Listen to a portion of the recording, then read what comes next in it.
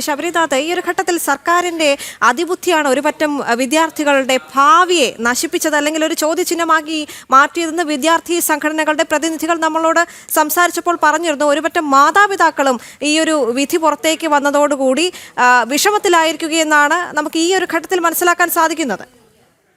അല്ലെ, നമ്മുടെ ഉന്നത വിദ്യാഭ്യാസ രംഗം എന്തുമാത്രം തകർന്നിരിക്കുന്നു, എന്തുമാത്രം പ്ലാനിംഗ് ഇല്ല എന്നുള്ളതിന്റെ ഒന്നുമാണ്. പ്രത്യേകിച്ച് കഴിഞ്ഞൊരു 10 വർഷമായിട്ട് ഏത് എൻട്രൻസ് പരീക്ഷ, അത് മെഡിക്കൽ ആവട്ടെ എഞ്ചിനീയറിംഗ് ആവട്ടെ, അതൊക്കെ കോടതിയിൽ പോകുന്നത് കണ്ടുകൊണ്ടിരിക്കുകയാണ്. റാങ്ക് ലിസ്റ്റുകൾ അടക്കം കോടതികൾ പ്രഖ്യാപിക്കുന്നു, കോടതികൾ ഇടപെടുന്നു, നമ്മളത് എല്ലായിടത്തും കണ്ടുകൊണ്ടിരിക്കുകയാണ്. അങ്ങനെയുള്ളൊരു സാഹചര്യത്തിൽ ഒരു പ്രോസ്പെക്ടസ് ഉണ്ടാക്കി അതനുസരിച്ച് ആളുകൾ എക്സാം എഴുതി മാർക്കിംഗ് വെയിറ്റേജും കൊടുത്തിട്ട് എക്സാം കൊടുത്ത് റിസൾട്ട് വന്നതിന് ശേഷം അത് ഇടപെടലുകൾ നടത്തുമ്പോൾ തീർച്ചയായിട്ടും അത് ഈ അനുപാതം എന്നുള്ളത് ഫോർമുല കുരുക്ക് നമ്മൾ സർക്കാരിന് അറിയാമായിരുന്നു.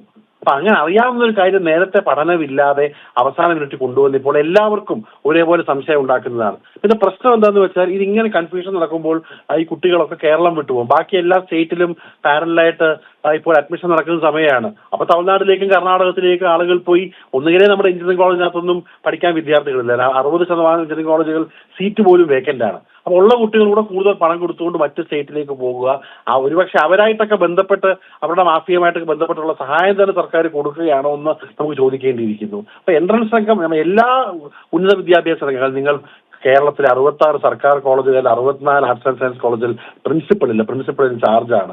നമ്മുടെ കേരളത്തിലുള്ള യൂണിവേഴ്സിറ്റികളിൽ ബഹുഭൂരിപക്ഷം യൂണിവേഴ്സിറ്റികളിലും ഫുൾ ടൈം ആയിട്ടുള്ള വൈസ് ചാൻസലർ ഇല്ല.